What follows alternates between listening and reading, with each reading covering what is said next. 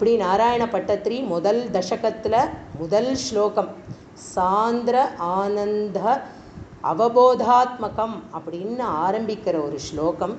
இந்த ஸ்லோகம்க்கு என்ன வியாக்கியானம் அப்படின்னா, அன்றைக்கே நான் சொன்னேன், இந்த ஒரு ஸ்லோகமே ஒரு நாள் ஆகும் போல இருக்குது, அப்படி இருக்குது. அதுக்கு அவ்வளோ எழுதியிருக்கா அத்தனை பேரும்.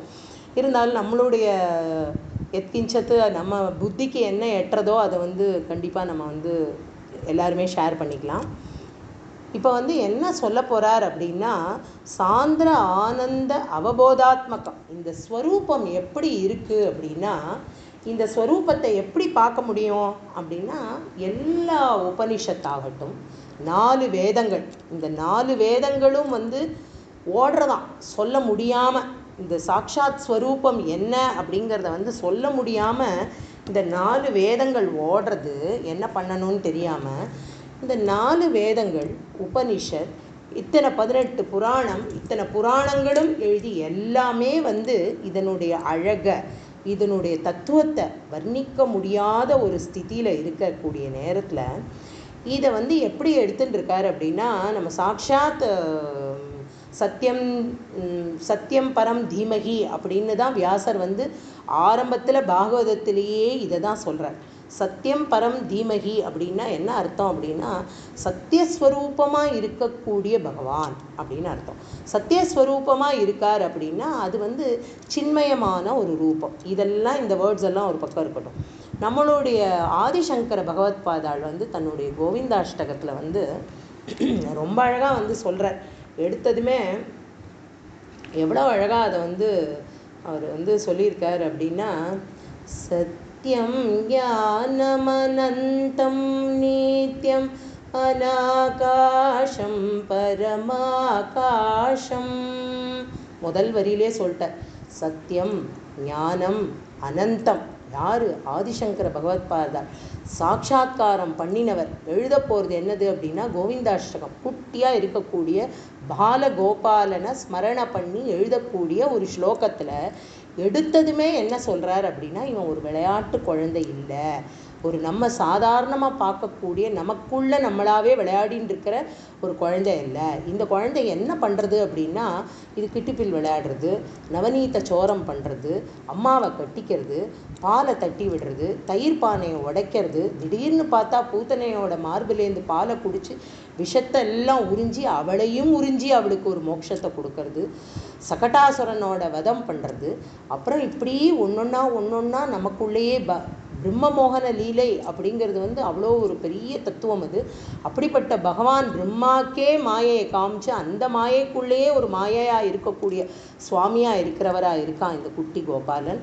இன்னும் மேலே சொல்லணும் அப்படின்னா, தேவகி அம்மா தேவகி அம்மாவுக்கு சதுர்புஜங்களோட பிறந்து ஐக்ஷத அப்படிங்கிறார்.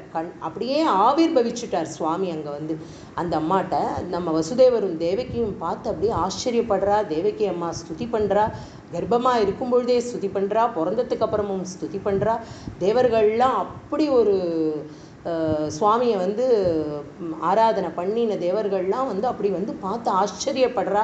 அப்படிப்பட்ட ஒரு ஸ்வரூபமாக இருக்கக்கூடிய குட்டி கிருஷ்ணர் நீல நிறத்தில் அப்படி ஒரு அழகாக நம்மளோட நாமளாவே விளையாடின்னு இருக்கானே, அப்படிப்பட்ட ஸ்வரூபமாக இருக்கக்கூடிய கிருஷ்ணர் சாதாரண வஸ்து இல்லை அப்படிங்கிறது தான் முதல் ஸ்லோகத்திலேயே ரொம்ப அழகாக ஆரம்பிக்கிறார். சத்யம் ஞானமனந்தம் நித்யம். நித்தியம், ஒரு செகண்டும், ஒரு நிமிஷமும் ஒரு செகண்டும் இது சத்தியம் ஞானம் அனந்த ஸ்வரூபமாக இருக்கக்கூடிய சைத்தன்ய ரூபம்தான் இந்த பகவான் அப்படிங்கிறது ரொம்ப அழகாக சொல்கிறார். கோஷ்ட பிராங்கணரிங்கண ரூபம் அநாயாசம் பரமாயாசம் மாயா கல்பித நானாகாரம் அநாகாரம் புவனாகாரம் க்ஷ்மாமாநாதமநாதம் பிரணமத கோவிந்தம் பரமானந்தம். கோஷ்ட பிராங்கணன்னா இந்த மாதிரி விளையாடுறது. கிருஷ்ணரோட லீலைகள் எல்லாம் அவர் சொல்கிறார் தன்னுடைய கோவிந்தாஷ்டகத்தில். இப்படி நம்மளுடைய ஆச்சாரியாள் வந்து எவ்வளோ அழகாக வந்து சுவாமியை வந்து ஆரம்பமே சத்தியம், ஞானம், அனந்தம், நித்தியம், எத்தனை எத்தனை உபனிஷத்து இருக்கலாம். இதுதான் இந்த பிரம்மஸ்வரூபம். இந்த பிரம்மஸ்வரூபத்தை வந்து யார் வந்து ஒருத்தர் ஸ்மரணை பண்ணுறா அப்படின்னா அவளுக்கு வந்து என்ன மாதிரியான ஒரு பாக்கியங்கிறத வந்து பட்டத்திரி வந்து சொல்ல போகிறார். எப்படி சொல்ல போகிறார் அப்படின்னா, இது வந்து இந்த ஸ்வரூபம் எப்படி இருக்குது அப்படின்னா ஞான வடிவமாக இருக்கக்கூடிய ஸ்வரூபம். இதுக்கு வந்து ஜனனம் உண்டா? இல்லை. இதுக்கு மரணம் உண்டா? இல்லை. ஏன் ஜனனம் மரணம் இல்லை அப்படின்னா பிரகிருதிக்கு அப்பாற்பட்டது. இப்போ நம்மெல்லாம் யார்? நம்மெல்லாம் ஜீவன்கள். ஜீவன் அப்படின்னா பிரகிருத்தியில் இருக்கிறவா, பிரகிருத்தியில் பிறந்தவா. நம்ம இந்த கல்ப காலத்தில் நம்ம ஜீவனாக இருக்கோம். நமக்கெல்லாம் ஒரு உருவம் இருக்குது, ஒரு பேர் இருக்குது, ஒரு ஊர் இருக்குது. இந்த மாதிரியான ஒரு ஸ்வரூபத்தோடு நம்ம எல்லாம் பிறந்திருக்கோம். இந்த கல்ப காலத்தில் நம்ம இருக்கிறதுனால நமக்கு இந்த ஜன்மா அப்படின்னு இருக்குது.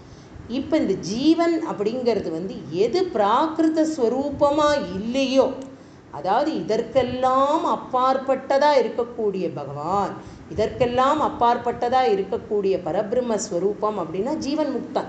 அந்த ஜீவன் முக்தமாக இருக்கக்கூடிய சுவாமி, அந்த சுவாமி எப்படி இருக்கார் அப்படின்னா இவருக்கு வந்து ஜனனம் இல்லை, மரணம் இல்லை.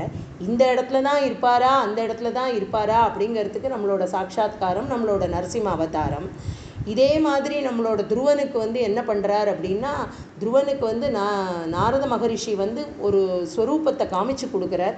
வேணுகோபாலனாக இருக்கக்கூடிய ஒரு ஸ்வரூபத்தை துருவன் அதை தான் வந்து ஸ்மரணை பண்ணிகிட்டே இருக்கான். சாட்சாத்காரம் கிடச்சுடுறது துருவனுக்கு அந்த இத்தினூண்டு வயசில்.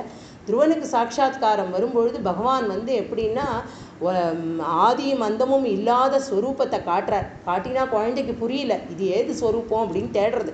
அந்த மாதிரி ஸ்வரூபத்தை அவன் வந்து ஸ்மரணை பண்ணலை. உடனே ஒரு நிமிஷம் மாற்றி இதுவும் அதுவும் ஒன்று தாங்கிறத வந்து சுவாமி காமிச்சு தரார். அந்த மாதிரி எல்லா இடத்துலையும் சர்வ வியாபியாக இருக்கக்கூடிய பகவான் அவர் யார் அப்படின்னா, அவருக்கு என்னெல்லாம் இல்லை அப்படின்னா அந்த சுவாமிக்கு வந்து ஏதாவது ஒரு கால தேசாவதிபியாம், ஒரு காலம், ஒரு டைமில் தான் இந்த சுவாமி வந்து இவாளுக்கெல்லாம் குலகுருவாக இருந்தார். இந்த சுவாமி தான் இவாளுக்கெல்லாம் குலதெய்வமாக இருந்தார். இத்தனை வருஷ காலத்துலேருந்து இத்தனை வருஷ காலம் இந்த இடத்துல இருந்தார். இவா தான் இவாளோட பரம்பரையில் வந்த சிஷ்யா, இல்லைன்னா இவா தான் இவாளோட பரம்பரையில் வந்த பக்தாள்கள்னு அப்படியெல்லாம் ஒன்றுமே சுவாமி கிடையாது. கால தேசாவதிபியாம், இது எதையும் மீறி, இது எல்லாத்துக்கும் மீறி இருக்கக்கூடிய பரபிரம்மமாக இருக்கக்கூடிய சுவாமி. நிர்முக்தம் நித்தியமுக்தம், நித்திய முக்தரவர். முக்தர்னா முக்தி அளிக்கக்கூடியவர், எல்லாருக்கும் நித்தியமாக முக்தியை தந்துண்டே இருக்கக்கூடிய சுவாமி. நிகமசத சகசிரேன நிர்பாசியமான, ஒரு ரூபம் இல்லை, ரெண்டு ரூபம் இல்லை, ஒரு நாமம் இல்லை, ரெண்டு நாமம் இல்லை, சகசிர நாமம் நம்ம சொல்கிறோம் இல்லையா? அப்படிப்பட்ட நாமத்தை வாங்கின்னு இருக்கிறவர். அப்படிப்பட்ட நாமத்தை அவர் வாங்கின்னு இருந்தாலும் இந்த சுவாமி இந்த பரபிரம்ம ஸ்வரூபமாக இருக்கக்கூடியதை வந்து யாராலையாவது வந்து ஒரு உவமானத்தோடையோ இதுக்கு நிகர் இதுதான், ஓ குருவாயூரப்பன் பிரத்யக்ஷமாக இவர் வந்து இந்த சுவாமி மாதிரி இருக்கார்ப்பா, அதே மாதிரி ரெண்டு கை ரெண்டு கால், அப்படி சொல்லிட முடியுமா? அஸ்பஷ்டம், ஸ்பஷ்டிக்கவே முடியாது. உங்களால் யாராலையுமே இந்த பகவத் சாட்சாத்காரத்தை வந்து வார்த்தைகளால் சொல்ல முடியாது. இது யார்? நம்மளை மாதிரி யதார்த்தக்காராளுக்கு சொல்லலை. வேதஸ்வரூபமாக இருக்கக்கூடிய வேதங்களாலேயும் இதை சொல்ல முடியல, உபனிஷத்துகளாலேயும் சொல்ல முடியல, சாஸ்திரங்களால் சொல்ல முடியல, புராணங்களால் சொல்ல முடியல, இது எதாலையுமே சொல்ல முடியாது. அப்படிப்பட்ட பகவத் ஸ்வரூபம் திருஷ்ட மாத்திரே அப்படின்னு இந்த இடத்துல ஒரு வார்த்தையை போடுறார். யார்? நம்மளுடைய நாராயண பட்டத்து. இப்படிப்பட்ட பகவத் ஸ்வரூபத்தை ரொம்ப சுலபமாக, ரொம்ப ரொம்ப சுலபமாக சாட்சாத்காரம் பண்ணுறதுக்கு எங்கே வரணும் அப்படின்னா, இந்த குருவாயூரில் இருக்கக்கூடிய குருவாயூரப்பன் தான் இந்த சைத்தன்ய ஸ்வரூபம். சாட்சாத்காரமாக நமக்கு முன்னாடி அஸ்பஷ்டம் திருஷ்ட மாத்திரே புனருரு புருஷார்த்தாத்மகம் பிரம்ம தத்துவம், இதுதான் பிரம்ம தத்துவம். இந்த பிரம்ம தத்துவத்தை எங்கெங்கேயோ போய் தேடி எதெல்லாமோ படித்து எப்படியெல்லாமோ கஷ்டப்பட்டு யாகம் பண்ணி யஜ்யம் பண்ணி நாமஸ்மரணம் பண்ணி எத்தனை பண்ணினாலும் திருஷ்ட மாத்திரே கண்ணுக்கு முன்னாடி ஒரு நிமிஷம் கண்ணுக்கு முன்னாடி இந்த கதவை திறந்தா கையில் வாழைப்பழத்தோடையும் சின்ன கோமணத்தை சிகப்பு கோமணத்தை கட்டிட்டு நமக்கு எய்தாப்பில் ஒரு சுவாமி நிற்கிறாரே, அதுதான் அந்த சைத்தன்ய ஸ்வரூபம். தத்தாவத் பாதி சாட்சாத், இதுக்கு என்ன சாட்சி வேணும்? அடித்து சொல்கிறார். தத்தாவத் பாதி சாட்சாத் குரு பவனபுரே, அப்படிப்பட்ட பகவானே குருவாயூரப்பா உன்னையே வந்து எல்லாருக்கும் பார்க்கக்கூடிய ஒரு பாக்கியத்தை கொடுத்துருக்கே, அந்த பாக்கியம் ஜனானா, இந்த லோகத்தில் இருக்கக்கூடிய அத்தனை ஜனங்களும், அதாவது நம்ம விரும்பி போகிறோமா, விருப்பம் இல்லாமல் போக மாட்டோம். ஆனால் நமக்கு ஏதோ ஒரு வகையில் யாரோ ஒருத்தர் வண்டியில் இடம் இருக்குது, நீங்கள் வரையலா மாமி, நம்ம வந்து குருவாயூரப்பன் வரைக்கும் போயின்னு இருக்கோம், நாங்கள் குருவாயூர் கோயிலுக்கு, உங்களால் முடியறதா அப்படின்னு கேட்டால் அதுதான் நம்மளோட பாக்கியம். அந்த இடத்துல நம்மளாக நினச்சிருக்க மாட்டோம், யாரோ மூலமாக நமக்கு அந்த இடத்துக்கு போய் சேர போகிறோம், அந்த சுவாமியை பார்க்குறோம், ஆனந்தப்படுறோம். நானும் குருவாயூர் போயிட்டு வந்தேன், ரொம்ப சந்தோஷமாக இருந்தது. குருவாயூரப்பனோட தரிசனம் கிடச்சிது, நல்ல கூட்டம். ஒரு தடவைக்கு 2 தடவை பார்த்தேன். ஓல்டேஜ் பீப்புளோட அந்த சீனியர் சிட்டிசன் க்யூவில் பார்த்தேன். இதெல்லாம் நம்மளால் வந்து சொல்லக்கூடிய ஸ்லாகியம். ஆனால் இப்போ இந்த நாராயண பட்டத்திரி எழுதியிருக்கிற இந்த நாராயணியம் அப்படிங்கிறதுலேருந்து இருக்கிற இந்த முதல் ஸ்லோகம், இதை ஸ்மரணை பண்ணிட்டு இதுக்கப்புறம் அந்த குருவாயூரப்பனை நம்ம பார்க்கக்கூடிய பாக்கியத்தை சுவாமி நமக்கு சீக்கிரமாகவே கொடுக்கட்டும். அப்போ பார்க்கும் பொழுது நமக்கு என்ன தெரியுது அப்படின்னா, என்ன தெரியும் அப்படின்னா, அந்த சுவாமியை பார்த்தோம் அப்படின்னா நம்ம கண்ணெல்லாம் கலங்கிடும், பேச முடியாது, அப்படி ஒரு சந்தோஷம். அது வந்து என்ன, அதுதான் சைத்தன்ய ஸ்வரூபம். எந்த ஒரு இடத்துல நாமளை மறந்து அந்த பகவத் ஸ்வரூபத்தோட அப்படியே ஐக்கியமாகி அந்த சுவாமியோட ஸ்மரணை நம்ம கண்கள்லேருந்து வந்து ஒரு ஆனந்த பாஷ்பத்தை கொடுக்கறதோ, அன்னைக்கு அந்த சுவாமியை நம்ம வந்து பார்த்த நாம் எல்லாருமே பாக்கியமானவர்கள். அப்படி பகவானை வந்து சந்தோஷமாக பார்க்கணும் அப்படிங்கிறதான் இந்த சுவாமியை பற்றின ஸ்லோகத்தில் இவர் வந்து சொல்கிறார். இந்த மாதிரி காலதேஷாவதிப்பியாம், இதுக்கு எதுக்குமே அப்பாற்பட்டதாக இருக்கக்கூடிய இந்த பகவத் சாட்சா்காரம் எல்லாம் இப்படி இருக்கியே, நீதானே அது அப்படின்னு அவர் கேட்குறார். எது ச ஏக்கக அப்படின்னு நம்மளோட உபனிஷத்துலாம் சொல்கிறது, வேதம் சொல்கிறது. ச ஏக்கக அப்படின்னா எல்லாத்துக்கும் இருக்கக்கூடிய ஒரே வஸ்து, ஒரே பகவான். எப்படி அப்படின்னா பிரளய காலம் அப்படின்னு நம்ம சொல்கிறோம். எல்லா கல்பம் மாறுறது, ஒரு யுகங்கள் மாறுறது, ஒரு யுகமும் அழிஞ்சு திரும்ப மீண்டும் புது யுகம் தொடங்கிறது. இதெல்லாம் எப்படி தொடங்கிறது, எல்லாம் இந்த கல்ப காலமெல்லாம் சேர்ந்து எல்லாத்தையும் யார் ஒருத்தர் தன்னுள் ஒடுக்கிக்கிறாருன்னா அப்படியே பாகம் பண்ணுறது, சாப்பிட்டு விடுறது, எல்லாத்தையும் தன்னுடைய குக்ஷி, தன்னுடைய வயிற்றில் ஒன்றொன்னா பெரிய பெரிய மலை கடல் எல்லாத்தையும் தனக்குள்ளே கொண்டு போய்டுறார். கொண்டு போனதுக்கு அப்புறமா யாரோ ஒருத்தர் இருக்கணும் இல்லையா, இது எல்லாத்தையும் சம்ஹாரம் பண்ணின மூர்த்தியாவோ, இது எல்லாத்தையும் பாகம் பண்ணின மூர்த்தியாவோ யாரோ ஒருத்தர் பரபிரம்மஸ்வரூபமாக இருக்கக்கூடிய பகவானாக இருக்கியே, அந்த பரபிரம்மஸ்வரூபம் நீதானா குருவாயூரப்பா அப்படின்னு பட்டத்திரி குருவாயூரப்பனை கேட்க, ஆமாம் அது சாக்ஷாத் நானே தான் அப்படின்னு தன்னுடைய முதல் ஸ்லோகத்துக்கான அங்கீகாரத்தை பட்டத்திரிக்கு சாக்ஷாத் குருவாயூரப்பன் வந்து கொடுக்குறார். அப்படிப்பட்ட முதல் ஸ்லோகம் சாந்திரானந்தாவபோதாத்மகம் அனுபமிதம் காலதேஷாவதிபியாம் நிர்முக்தம் நித்தியமுக்தம் நிகமசத சகசிரேன நிர்பாஸ்யமானம் அஸ்பஷ்டம் திருஷ்டமாத்திரே புனருரு புருஷார்த்தாத்மகம் பிரம்மதத்துவம் தத்தாவத் பாதி சாட்சாத் குருபவனபுரே அந்த பாக்யம் ஜனானாம். இப்படிப்பட்ட பாக்கியத்தை பெற்ற நாம் எல்லாரும், அந்த பாக்கியம், அந்தன்னா எக்ஸ்க்ளமேட்ரி மார்க் அந்த இடத்துல, அந்தன்னா என்ன பாக்கியம் பண்ணியிருக்கா இவாள்லாம் அப்படின்னு வந்து சுவாமி சொல்கிறார். சுவாமிகிட்ட வந்து குருவாயூரப்பன் கிட்ட பட்டத்திரி வந்து சொல்கிறார். அப்படிப்பட்ட பாக்கியம் பண்ண ஜனங்கள், இன்னும் சில பேர்லாம் வந்து சில வியாக்கியானங்களில் வந்து எழுதியிருக்கா, எந்த பாக்கியமே பண்ணாமல் இருந்துட போகிறாளே இந்த ஜனங்கள்லாம் உன்னை பார்க்காம அப்படின்னு சொல்கிறா. அப்படியும் அவர் சொல்கிறதா சில பேர் அப்படி வியாக்கியானம் பண்ணியிருக்கா. ஆனால் ரொம்ப அழகான வியாக்கியானம் இதுதான். இந்த ஒரு பாக்கியம், அவனாக போட்ட பாக்கியம் இது நமக்கு கிடச்சிருக்கிறது அப்படின்னா, அந்த பாக்கியம் கிடைச்சாலே ஒழிய சுவாமி நினைக்காம இல்லைன்னா இது நமக்கு பிராப்தி இல்லை. ஒரு குருவோட கட்டாட்சமும் ஒரு பகவானுடைய கிருபையும் இல்லை அப்படின்னா இது எதுவுமே நமக்கு பிராப்தி இல்லை. ஆனால் இது நமக்கு கிடைச்சிருக்கு அப்படின்னா நம்ம அத்தனை பேருமே அந்த பாக்கியம், நமக்கு எல்லாருக்குமே அந்த பாக்கியத்தை சுவாமி கொடுத்துருக்க. இன்றைக்கி இந்த ஒரு ஸ்லோகம்தான் பார்க்க முடியும்னு நினைக்கிறேன். இன்னொரு நாள் அடுத்த ஸ்லோகத்துலேருந்து பார்க்கலாம். கோபிகா ஜீவனஸ்மரணம் கோவிந்தா கோவிந்தா. பொன்னு குருவாயூரப்பனே சரணம், ஆனந்த சின்மயனே சரணம். ஹரே ராம ராம ராம ஹரே ஹரே, ஹரே கிருஷ்ண கிருஷ்ண கிருஷ்ண ஹரே ஹரே, ஹரே ராம ராம ராம ஹரே ஹரே, ஹரே கிருஷ்ண கிருஷ்ண கிருஷ்ண ஹரே ஹரே. சத்குருநாத மகாராஜ் கி ஜெய். குருவாயூரப்பனோட லீலை, அப்புறம் குருவாயூரப்பனோட எப்படி அந்த அவதாரம் எப்படி ஆச்சு அப்படிங்கிறதெல்லாம் வந்து பூர்வ பாகமாக முதல்ல பார்த்தோம். அதுக்கப்புறமா முதல் ஸ்லோகம் ட்ரை பண்ணினோன்னு தான் சொல்லணும். ஆமாம். சாந்திரானந்தாவபோதாத்மகம் அனுபமிதம் காலதேசாவதீப்யா நிர்மோக்தம் நித்யமோக்தம் நிகமசதசஹஸ்ரேண நிர்பாஸ்யமானம் அஸ்பஷ்டம் திருஷ்டமாத்ரே புனருருபுருஷார்த்தாத்மகம் பிரம்மதத்வம் தத்தாவத்பாதி சாக்ஷாத் குருபவனபுரே அந்தபாக்யம் ஜனானாம். எத்தனை தடவை சொன்னாலும் வந்து அழுக்காத ஒரு ஸ்லோகம்.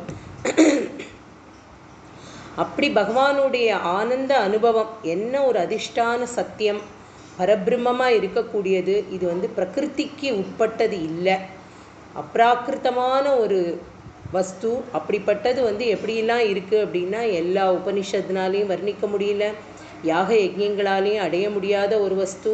வேதங்களெல்லாம் விருண்டு ஓடுறது. இந்த மாதிரியான ஒரு வஸ்துவை பார்த்துட்டு ஒரு பகவானோட ஸ்வரூபம், அதீத ஸ்வரூபத்தை பார்த்துட்டு அதெல்லாம் வந்து எப்படின்னு ஓமையோடு சொல்லவே முடியாமல் திண்டாடுறதான். அப்படிப்பட்ட ஒரு பரபிரமமான அந்த வஸ்து.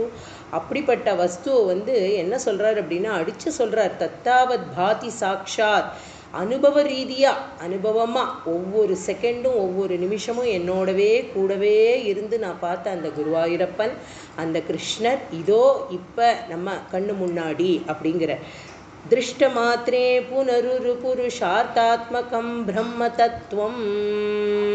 அப்படிப்பட்ட ஒரு பிரம்ம தத்துவமாக இருக்கக்கூடிய அந்த சுவாமி என்ன பண்ணுறார் அப்படின்னா இதோ இந்த எய்த்தாப்பில் நம்ம குருவாயூரில் வந்து எழுந்தருளி இருக்கார் அப்படிங்கிறத வந்து நாராயண பட்டத்திரி தன்னுடைய முதல் ஸ்லோகத்திலேயே அங்கீகாரம் பண்ணுறார்.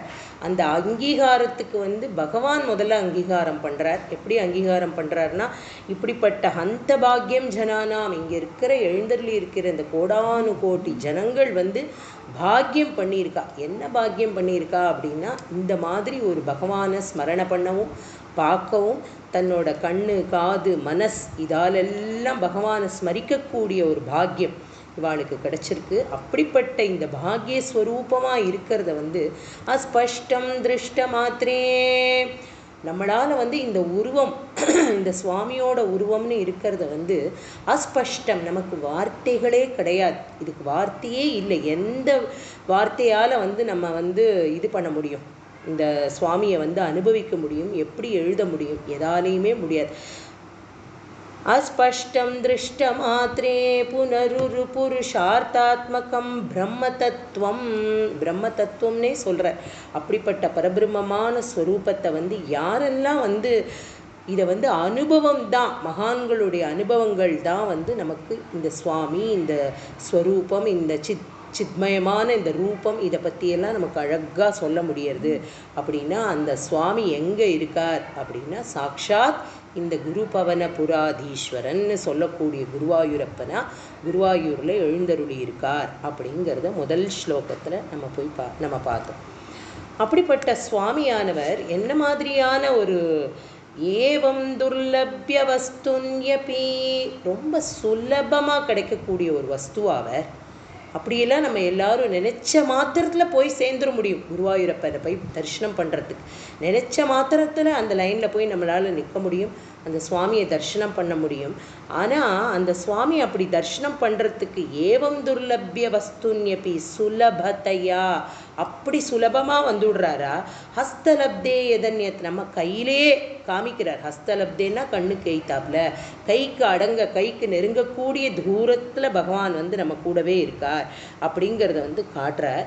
ஆனால் நமக்கு வந்து அதோட மகிமை அதோட அஜ்ஞானம் அப்படிங்கிறது தானே நம்மக்கிட்டெல்லாம் நிறைய இருக்கக்கூடிய ஒரு விஷயம். இப்படி கண்ணுக்கு எய்த்தாப்புல இங்கே சுவாமியை சமீபமாக பார்த்து இப்படிப்பட்ட ஒரு பரம வஸ்துவாக இருக்கக்கூடிய ஒரு பகவானுடைய கிருபையை அனுபவிக்கிற ஒரு அதிர்ஷ்டம், அந்த ஞானம் நமக்கு தெரியல அப்படின்னு வந்து ரொம்ப வருத்தப்படுறாரு. இதில் வந்து ஏவம் துர்லபிய வஸ்துன்யபி சுலபத்தையா ஹஸ்தலப்தேய தன்வா வாச்சா தியாவா. எதை நம்ம வந்து இதுக்கு நம்ம கொடுக்க முடியும்? இந்த மாதிரி ஒரு சன்மார்க்க சத்சங்கத்தில் வந்து என்ன தர முடியும் நம்மளாலன்னா, தன்வா வாச்சா தியாவா. தியான்னா மனசு, வாச்சான்னா நம்மளுடைய வாக்கு, இந்த தன்வானா நம்மளுடைய சரீரம். இதை வந்து இது மூணையும் நம்ம அர்ப்பணம் பண்ணக்கூடியது தான் ஒரு சத்சங்கம். இந்த மூணும் ஒன்றா சேர்ந்து எங்கே நடக்கிறதோ அதை தான் நம்ம சத்சங்கம்னு சொல்கிறோம். அப்படிப்பட்ட அலையரை நம்மளோட மனசை வந்து ஒருமுகப்படுத்தி ஒரு பகவானுடைய சமீபத்தில் கொண்டு போய் நிறுத்துறது அப்படிங்கிறது தான். இப்போ நம்ம இன்றைக்கி வந்து நம்மளுடைய அதிர்ஷ்டம், நம்மளோட சந்தோஷம் என்ன அப்படின்னா, ஏகாதசியாக இருக்கக்கூடிய 10 இந்திரியங்கள், நம்மளுடைய கர்மேந்திரியங்கள் 5, ஞானேந்திரியங்கள் 5, ஒரு மனசு அப்படின்னு சொல்கிறோம் இல்லையா. ஏகாதசம்னா 11. இந்த 11 வந்து ஒன்றா சேர்ந்து சமீபம் அப்படிங்கிற.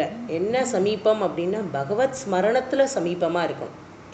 எப்போவுமே பகவானை ஸ்மரிச்சுட்டே இருக்கக்கூடிய அந்த சமீபத்தில் இருக்கிறதுக்கு பேர் தான் உபவாசம் அப்படின்னு நம்ம குருநாதர் ரொம்ப அழகாக சொல்லுவார். உபன்னா சமீபமாக இருக்கிறது, வாசம் யார்கிட்ட? சுவாமி கிட்ட. எதை வச்சுண்டு? இந்த 11 இந்திரியங்களையும் ஒரு கட்டுக்கோப்பாக வச்சு அதில் நம்ம பகவானை பார்த்து பகவத் ஸ்மரணமே பண்ணி பகவத் கதைகளை கேட்டு பகவானுக்குள்ள ஸ்லோகங்களை எல்லாம் படித்து இப்படி எல்லாம் நம்ம பண்ண அது வந்து அதுக்கு பேர் தான் ஏகாதசி உபவாசம் அப்படின்னு நம்ம சொல்கிறோம் இல்லையா. ஸோ அதனால் வந்து அந்த மாதிரியான ஒரு நாள் அன்னைக்கு நமக்கு இது வந்து பகவத் ஸ்மரணையை வந்து கிடச்சிருக்கு நமக்கு வந்து. அப்படி பகவானை வந்து சொல்கிறார். அவர் என்ன சொல்கிறார் அப்படின்னா, ஏதேதாவத்வயம் தூ ஸ்திரதர மனசா விஸ்வபீடாபகத்யை நிஷேஷாத்மானமேனம் குருபவனபுரா தீஷமேவாஸ்ரயாமஹ. ஆனால் இப்போ இங்கே இருக்கிற ஜனங்களுக்கெல்லாம் என்ன தோன்றுறது அப்படின்னு அவர் வருத்தப்படுறார் அப்படின்னா, எய்தாப்புல நமக்கு நன்னா தெரிஞ்சிருத்து இப்படிப்பட்ட ஒரு பகவான், இந்த பெரிய வஸ்து, இந்த சுவாமி, இவர் வந்து நம்மளை காப்பாற்றுவார், நம்மளை ரட்சிப்பார், நமக்கு மோட்சம் அப்படிங்கிற ஒரு வைகுண்டத்தையும் நமக்கு காட்டித்தரப்போகிறார் அப்படின்னு தெரிஞ்சாலும் மக்கள் எல்லாரும், அதாவது ஜனங்கள், அதாவது ஜீவன்கள்லாம் பிறந்திருக்கிற அத்தனை ஜனங்களும் என்ன பண்ணுறா அப்படின்னா, தன்னுடைய மாயை, அந்த மாயையும் யார் கொடுத்த மாயையாக இருக்குது? பகவான் அருளின மாயை தான். அந்த மாயையில் பல ரூபங்களாக பல மார்க்கங்களை தேடி தேடி போயிட்டே இருக்கா. ஆனால் அவளுக்கு வந்து நீங்கள் தான் இந்த எல்லோரோட கஷ்டத்தையும் காப்பாற்றி எல்லாரையும் இதுலேருந்து விடுவிச்சு காப்பாற்ற போறியே குருவாயூரப்பா, அது நீ தான் பண்ண போறியா அப்படின்னு பட்டத்திரி கேட்கறதுக்கு பகவான் தலையசைச்சு, ஆமாம் அந்த மாதிரி ஒரு ஸ்வரூபமாக இருக்கிறவன் தான் நானும் அப்படின்னு சொல்லி அவர் வந்து சொல்கிறார். அப்படி சொல்கிறது வந்து என்னன்னா, 3வது ஸ்லோகத்தில் வந்து சொல்கிறார். என்ன சொல்கிறார் அப்படின்னா, சத்வம் யத்தத் பராபியாம் அபரிகலனதோ நிர்மலம் தேன தாவத். சத்வம் பராபியாம், சத்வம் எத்தத் பராபியாம் எப்படின்னா 3 விதமான குணங்கள் இருக்கு. 3 விதமான குணங்கள் வந்து என்ன அப்படின்னா, திரிகுண அசார நிர்குண ஹேசார சாரசார விசார ஹரிபாட்ட அப்படின்னு வந்து நம்மளோட ஞானேஸ்வர் மகாராஜ் வந்து ஒரு ஹரிபாட்டில் ரொம்ப அழகாக வந்து சொல்கிறார். என்ன மாதிரியான குணங்கள் இருக்குது அப்படின்னா, தமஸ், ரஜஸ் அண்ட் சத்வகுணம். இது 3 குணமும் எது அப்படின்னா, இது 3 வந்து இதுவா சாரம். யாருக்கு இதெல்லாம் சாரமாக இருக்குது அப்படின்னா, ஜீவன்களுக்கு தான். ஜீவன்கிறது யார்? பிராகிருத்தம், இந்த இந்த உலகத்தில் பிறக்கப்பட்ட ஜீவன்கள் எல்லாருமே பிராகிருத ஜீவர்கள். அப்ராக்கிருத்தமாக இருக்கிறது யாரு அப்படின்னா முதல்ல சொன்ன அதே முதல் இதில் சொன்னேன் இல்லையா, இந்த பிரபஞ்சமே அழிஞ்சு தனக்குள்ள ஒடுக்கி தன்னுடைய இதில் குக்ஷியில் எல்லாத்தையும் தங்க வச்சு பரபிரம்மஸ்வரூபமாக கடைசியில் ஒன்றே ஒன்று ச ஏக்கக அப்படின்னு மிஞ்சறது இல்லையா, அந்த ஆத்மஸ்வரூபம் தான் அப்படிங்கிற.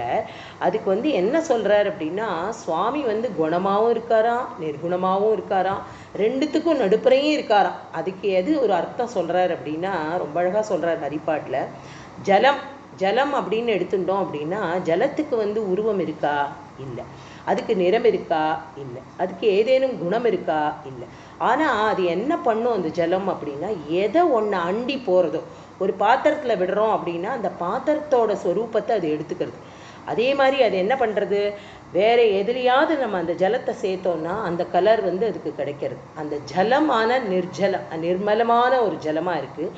அப்படி இருக்கக்கூடிய நிர்குணன் அப்படின்னு சொல்கிறார் அந்த சுவாமி. அப்படிப்பட்ட சுவாமியை எப்படி உபாசனை பண்ணணும்னாலும் எப்படி வேணால் உபாசனை பண்ணலாம். யோகம் பண்ணலாம், யாகம் பண்ணலாம், நித்தியமாக பரம பூஜை பண்ணலாம், சுவாமிக்கு ஏகப்பட்ட நாமா சொல்லலாம், கோட்டி நாமா சொல்லிகிட்டே இருக்கலாம். ஆனால் மனசில் ஹரி ஹரி ஹரி ஹரி ஹரி ஸ்மரண கரோ, ஹரி சரண கமல தியான கரோ. ஹரி அப்படிங்கிற அந்த பகவானை மனசில் இல்லாமல் வெளியில் எங்கெங்கேயோ தேடி, வெளியில் ஒரு காரியத்துலேயும் நம்ம பகவானுடைய சமீபம், பகவானை சிந்தனை பண்ணி, இது எல்லாமே பகவத் கைங்கரியத்தினாலேயும் பகவானுடைய கிருப்பையாலேயும் தான் இதெல்லாம் நடக்கிறதுன்னு நம்ம எப்போ தெளிவாக தெரிஞ்சுக்கலையோ அப்போ அவனுக்கு என்ன என்ன கதி கிடைக்கும் அப்படின்னா, அவன் பண்ணுற புண்ணியங்கள்லாம் சேர்ந்துட்டே இருக்கும். அவனுடைய புண்ணியங்களுக்கெல்லாம் கணக்கே இல்லை அப்படிங்கிற. எப்படி சொல்கிறார் அப்படின்னா, ஹரிமுகே மணா ஹரிமுகே மணா ஹரிமுகே மணா ஹரிமுகே மணா புண்ணியாச்சி கணனா கோணகரி கேட்குறார். இந்த மாதிரி நீ ஹரிமுகே ஹரிமுகே சொல்லி சொல்லி வெறுமன வியர்த்தமாக வாயால் மாத்திரமே சொல்லி மனசில் அந்த ஹரியை ஜபிக்காமையோ பூஜிக்காமையோ இருந்து இப்படி நீ சொல்லிகிட்டே இருக்கக்கூடிய இந்த ஹரிநாமத்தை கணக்கை யார் போடுவா? யாராலையுமே போட முடியாது. அதுக்கு என்ன வந்துடும் அப்படின்னா உனக்கு நிறையா புண்ணியம் கிடைக்கும்.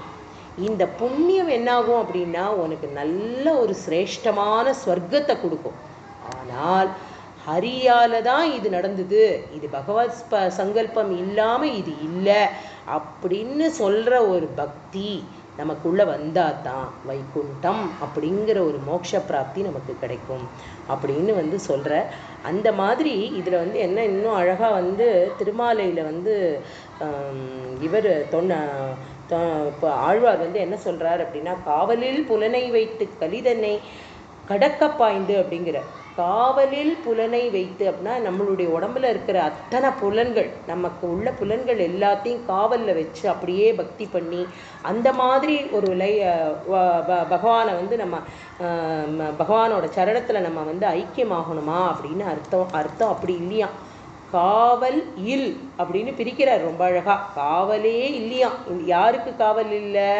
நம்மளுடைய புலன்களை எல்லாம் அடக்கிறதுக்கோ அதை சரி பண்ணுறதுக்கோ அதுக்கு காவலே இல்லை. அந்த காவல் இல்லாத புலன்களை, அந்த காவல் இல்லாத புலன்களை யார் ஒருத்தரால் ரொம்ப நன்னா அதை ஸ்மரணை பண்ண முடியும் அப்படின்னா, ஒரு சித்ஸ்வரூபமாக இருக்கக்கூடிய குருவாயூரப்பனுடைய திரு உருவமே அதை கொடுத்துடுவான். திரு உருவமே அதை கொடுக்குவோம் அப்படின்னு சொல்கிற. அப்படி சொல்லிவிட்டு அவர் என்ன சொல்கிறார் அப்படின்னா, இதெல்லாம் யார் அனுபவ ரீதியாக சொன்னா அப்படின்னா, வேதவியாசர். வேதவியாசர் தன்னுடைய பாகவதத்தை எப்படி அனுபவிச்சிருக்கார், பகவானுடைய கல்யாண குணங்கள் அத்தனையும் அதில் சொல்லியிருக்கார். அதில் உங்களுக்கு தர்மம் வேணுமா, பாகவதத்தில் இருக்குது. புகழ் வேணுமா, பாகவதத்தில் இருக்குது. கதை வேணுமா, பாகவதத்தில் இருக்குது. இல்லாத விஷயமே இல்லை பாகவதத்தில். அப்படி அத்தனையும் கரைச்சி கரைச்சி கரைச்சி பாகவதத்தில் கொடுத்ததோட எசன்ஸை தான் நம்மளுடைய நாராயண பட்டத்திரி இப்போ நமக்கு எப்படி கொடுக்குறார் அப்படின்னா, இந்த மாதிரி ஒரு நாராயணியம் அப்படிங்கிற இந்த ஸ்லோக வடிவில் இவ்வளவையும் அவர் அந்த சாரத்தை அப்படியே நமக்கு கொடுத்துருக்கார். அப்படி கொடுக்குறவர் என்ன சொல்கிறார் அப்படின்னா, இந்த மாதிரியான பகவானுடைய ரூபம், இந்த ரூபம், இந்த அழகு இப்படி இருக்குது இந்த சுவாமி அப்படிங்கிறது யார் சொல்லி நான் இப்போ சொல்ல போகிறேன் அப்படின்னு அவர் சொல்கிறார் அப்படின்னா, சாக்ஷாத் வேதவியாசர். வேதவியாசரே யார்? விஷ்ணுவோட அம்சம் தானே வேதவியாசர். அவரே பகவான் வேதவியாசகன் தான் சொல்கிறோம், அவரையே பகவான் தான் சொல்கிறோம். அப்படிப்பட்ட பகவத் ஸ்வரூபமாக இருக்கக்கூடிய வேதவியாசரே பகவானுடைய கல்யாண குணங்களை எல்லாம் சொல்லி சொல்லி சொல்லி அதுலேருந்து எல்லாருக்கும் இந்த நிர்மலமான ரூபம், சுத்த சைத்துவமான இந்த ரூபம், இதை எப்படி இருக்கா அப்படின்னா தத் ஸ்வச்சத் தச்சாதித பரசுக சித்கர்ப்ப நிர்பாசரூபம் தஸ்மின் தன்யாரமந்தே ஸ்ருதிமதி மதுரே சுக்ரஹே விக்ரஹே தே. இந்த ஏகாதச இந்திரியங்கள் 11 இந்திரியங்களாலேயும் பஞ்சபூதங்களாலேயும் பண்ணப்பட்ட இந்த உடம்பானது, இதை தான் சொன்னார் நம்மளோட ஆழ்வா இல்லையா, இந்த எல்லா இந்திரியங்களையும் அடக்கி ஆண்டு பகவத் ஸ்வரூபத்தை சாட்சாத்காரத்தை பார்க்கணும் அப்படின்னு சொல்கிறார். இப்படி சாட்சாத்காரத்தை பார்த்தவாள்லாம் சொன்னது தான் நம்மளுடைய பெரியவாள்லாம் சொல்லிகிட்டே வரா. சாதுக்கள் அனுபவ ரீதியாக அனுபவிச்சவா பகவானை தான் எழுத முடியும் அப்படின்னு சொல்கிறா. அப்படி சொல்லும்பொழுது இதில் ஒரு சின்ன உதாரணம் என்ன அப்படின்னா, சுந்தரகாண்டத்தில் நம்மளோட அங்குல்ய பிரதானத்துக்கு முன்னாடி சாப்டரில் பகவானை பற்றி, ஸ்ரீ ராமச்சந்திரமூர்த்தியை பற்றி ஆஞ்சநேய சுவாமி சொல்கிறார். அதாவது பகவானையே ஒருத்தர் அவருடைய அழகு அங்கமாக இருக்கக்கூடிய அவரை ஃபுல்லாக வர்ணிக்கிறார். அப்படி பகவானையே வர்ணிக்க முடியுமா அப்படின்னா, யாரால் வர்ணிக்க முடியும் அப்படின்னா, இன்னொரு அதே பகவத் ஸ்வரூபமாக இருக்கக்கூடிய ஒரு ஆஞ்சநேய சுவாமியால் தான் அதை வர்ணிக்க முடியறது. அது அவர் யார்கிட்ட வர்ணிக்கிறார் அப்படின்னா, சாக்ஷாத் மகாலட்சுமி ஸ்வரூபமாக இருக்கக்கூடிய சீதாதேவி கிட்ட வர்ணிக்கிறார். அதாவது எந்த பாத்திரத்தில் நம்ம போடுறோமோ அந்த பாத்திரத்துக்கும் அந்த வெயிட்டேஜ் இருக்கணும். அந்த மாதிரி சீதாதேவி அதை அப்படி ஸ்மரிக்கிறா. யாரை? ராம பகவானை எப்படி ராமச்சந்திரமூர்த்தியை பார்த்துருக்கா அப்படிங்கிறது சீதாதேவிக்கு தான் தெரியும். அப்படிப்பட்ட ஒரு அழகை அவ்வளோ அழகாக அவெல்லாம் சொல்லிகிட்டே வர. அப்படி சொல்கிற மாதிரி அந்த ஸ்லோகம், அந்த சாப்டர் அப்படி இருக்குது. அது மாதிரி இங்கே நாராயணப்பட்டத்திரி ரொம்ப அழகாக நம்மளுடைய குருவாயூரப்பனோட அழகை சொல்லிட்டு வர. அவருடைய ரூப லாவண்யம் எப்படி இருக்குது அப்படின்னா, எதனால் இப்படி ஜனங்கள் கூட்டமாக நிற்கிறா இந்த சன்னிதானத்து வாசல்ல அப்படின்னா, அப்படிப்பட்ட ஸ்வரூபம் அது. எப்படி திருப்பதியில் 5 நாளைக்கு முன்னாடியிலேருந்து வெயிட் பண்ணி அந்த சுவாமியை பார்க்கறதுக்கு நிற்கிறா. ஒரு க்ஷணம்தான் பார்க்க முடியாது அந்த சுவாமியை நம்மளால் இல்லையா. அந்த சுவாமி நம்மளை பார்க்குறார். 5 மணி நேரமாக நம்ம காத்துன்னு இருக்கோம் அப்படிங்கிறது அவருக்கு தெரியறது. அந்த சுவாமி நம்மளை பார்க்குறார். ஆனால் நம்மளால் அந்த சுவாமியை ஒரு நிமிஷம், ஒரு செகண்டு தான் நம்மளால் பார்க்க முடியும். ஆனால் அதுக்கப்புறம் நம்மளோட ட்ரான்ஸ் அது எப்படி இருக்குது அப்படின்னா, அது அவாவா அனுபவித்தவாளுக்கு தான் தெரியும். அது எந்த மாதிரியான ரூபம், அந்த ரூபம் என்னவெல்லாம் பண்ண போகிறது அப்படிங்கிறதெல்லாம் ஒவ்வொருத்தரும் அனுபவிக்க தான் எல்லாருக்கும் தெரியும். அந்த மாதிரியான ஒரு விஸ்வரூபமாக நமக்காக இங்கே குருவாயூரப்பன் எப்படி பகவத்கீதையில் பகவான் ஸ்ரீ கிருஷ்ணர் என்ன பண்ணுறார் அப்படின்னா, ஒரு திருஷ்டம் கொடுக்குறார். திருஷ்டம்னா ஒரு திருஷ்டி, ஒரு பார்வையை கொடுக்குறார். யாருக்கு அப்படின்னா அர்ஜுனனுக்கு. என்ன பார்வையை கொடுக்குறார் அப்படின்னா, விஸ்வரூபம் எடுத்து காட்டுறார் அந்த யுத்த பூமியில். அந்த விஸ்வரூபத்தை பார்க்கக்கூடிய ஒரு பார்வையை அவனுக்கு கொடுக்குறார். இந்த பார்வையால் என்னை பாரு அப்படின்னு சொல்கிறார். ஏன்னா எப்போவுமே நிரந்தரமாக இருக்கக்கூடியது இந்த விஸ்வரூபம் தான். அதை நம்மளால் தரிசிக்க முடியுமோ? நம்ம கண்களுக்கு அந்த பவர் வருமா? நம்மளால் அதை சகிக்க முடியுமா? அதை நம்மளால் அனுபவிக்க முடியுமா? சமாதிக்குன்னா போயிடுவோம், அதை பார்த்துட்டு மயக்கம் போட்டு விழாமல் இருக்கணுமே எல்லாரும். அந்த மாதிரி ஒரு சமாதி ஸ்வரூபமாக நம்ம எல்லாம் போயிடுவோம். அப்படிங்கிறதுனால மனசு இறங்கி குருவாயூரப்பன் அப்படிப்பட்ட ஒரு சாட்சாத்காரமான ஒரு விஸ்வரூபத்தை சின்ன குட்டி உண்ணி கிருஷ்ணனா இந்த இடத்துல நமக்கு அந்த ஒரு ஜோதி ஸ்வரூபமாக இருக்கக்கூடிய சுவாமி ஒரு குட்டி கை கால் ஒரு கோமணம் கையில் வாழைப்பழத்தை வச்சுட்டு நமக்கு அனுகிரகம் பண்ணக்கூடிய ஒரு மூர்த்தியாக அவதாரம் பண்ணியிருக்கார். அப்படிப்பட்ட மூர்த்தியை பார்க்கறதுக்கு என்ன உண்டு அப்படின்னா, தஸ்மின் தன்யா ரமந்தே அப்படிங்கிற அதில் அப்படியே லயிச்சு போயிடுவா. ரமந்தேன்னா அப்படியே லயிச்சு போகிறது. உள்ளே போனவா கரைஞ்சி போகிறதுக்கு மேலே வெளியில் எப்படி வர முடியும்? அவளால் வரவே முடியாது அப்படின்னு சொல்கிறார் அவர். அவள்லாம் ரொம்ப புண்ணிய ஆத்மாக்களாக இருந்தால் தான் அவளுக்கு வந்து இப்படிப்பட்ட ஒரு பாக்கியம் கிடைக்கும் அப்படின்னு சொல்கிறார். அதுக்கப்புறம் 4வது ஸ்லோகத்தில் வந்து இதை வந்து என்ன சொல்கிறார் அப்படின்னா, இது வந்து ஒரு சைதன்ய சாகரம் அப்படிங்கிற ஒரு சத்துவமான ஒரு சாகரம். இது வந்து அப்படியே அன்போட ஒரு பெரிய கடல். எது? குருவாயூரப்பன். அந்த கடல்லேருந்து அந்த நித்திய ஸ்வரூபமாக இருக்கக்கூடிய பகவானோட கடல்லேருந்து ஒரு சின்ன அலை அப்படி வெளியில் வந்து வருது அப்படின்னா, அப்படி வெளியில் வந்த அலை தான் அந்த குருவாயூரப்பன் அப்படின்னு அழகாக அவர் வந்து தன்னோட ஓமானத்தில் ரொம்ப அருமையான ஸ்லோகம். நிஷ்கம்பே நித்யபூர்ணே நிரவதி பரமானந்த பீயூஷரூபே ನಿರ್ಲೀನಾನೇಕಮುಕ್ತಾವಲಿ ಸುಭಗತಮೇ ನಿರ್ಮಲ ಬ್ರಹ್ಮಸಿಂಧೌ. இப்படிப்பட்ட ஒரு சாகரம். இந்த சாகரத்தில் வந்து ஆனந்த அலை, அந்த ஆனந்த அலையிலேருந்து ஒரு திவலமாக இருக்கக்கூடிய ஒரு சின்ன அலை தான் வந்து எப்படின்னா இன்னைக்கு குருவாயூரப்பனா அங்கே எழுந்து அருளியிருக்கார் அப்படின்னு ஒன்று சொல்கிறா. அதுக்கப்புறம் என்ன சொல்கிறார் அப்படின்னா, இந்த அலை வந்து ஆழமே காண முடியுமா நம்மளால்? இந்த பகவானுடைய ஆழம் என்னது, இதுக்கு ஆதி எங்கே, இதுக்கு அந்தம் எங்கே அப்படின்னு நம்மளால் கண்டுபிடிக்க முடியுமா? யாராலையுமே கண்டுபிடிக்க முடியாது. ஆனால் அந்த ஆனந்த சாகரத்தில் நனையணும்னு நமக்கு ரொம்ப ஆசை. ஆனால் என்ன ஆகும்? நம்மளோட பயம் நம்மளை தடுக்கிறது. எப்படி அப்படின்னா, இப்படி நம்ம பொதுவாக ஒரு கடலுக்கு போகிறோன்னு வச்சுக்கோங்களேன், வாசலில் போய் அந்த கடலோட இதில் கரையில் நம்ம நிற்கிறோம். நின்ன உடனே யாரும் அப்படி முதல்ல கிடுகிடு கிடுகிடுன்னு எல்லாம் கடலில் இறங்க மாட்டோம். ஒரு 2 நிமிஷம் அந்த மணலில் நிற்போம். முதல்ல அலை நம்மளை வந்து நம்ம காலை வந்து அது தொட்டுட்டு போகும்.